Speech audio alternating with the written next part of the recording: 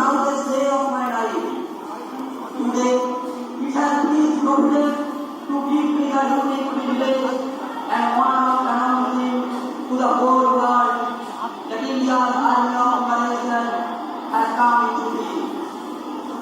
This army has now been drawn up in military formation on the battlefield of Singapore.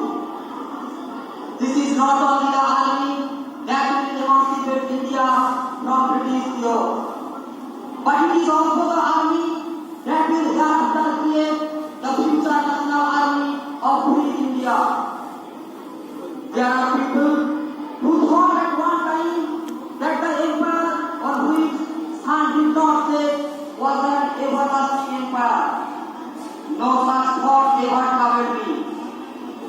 History had taught me that every empire has its inevitable decline and collapse.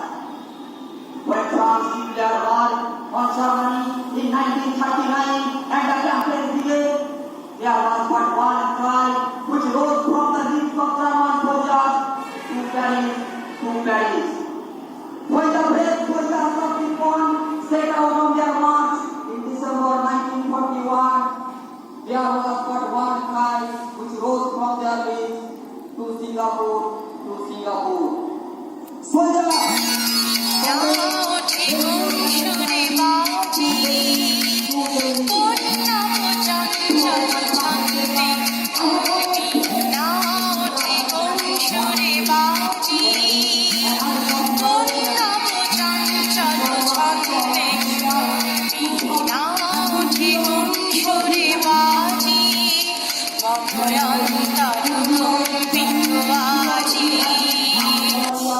Behind him. It is your privilege and honor to be the first to come forward and organize India's national army. As soldiers, you will always have to chase three ideals, namely faithfulness, duty, and sacrifice. Soldiers who always prepare to sacrifice their life, who are always remain faithful to their nation, are invincible.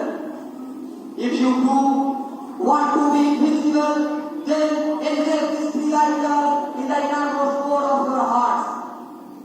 I assure you that I shall be with you in sorrow and in joy, in darkness and in sunshine, in suffering and in victory. For the present, I can offer you nothing except thirst, hunger, privation, and death. But if you follow me in life and in death, as I am confident you will, I shall lead you to victory and freedom. It does not matter who among us will live to see India free, but it is enough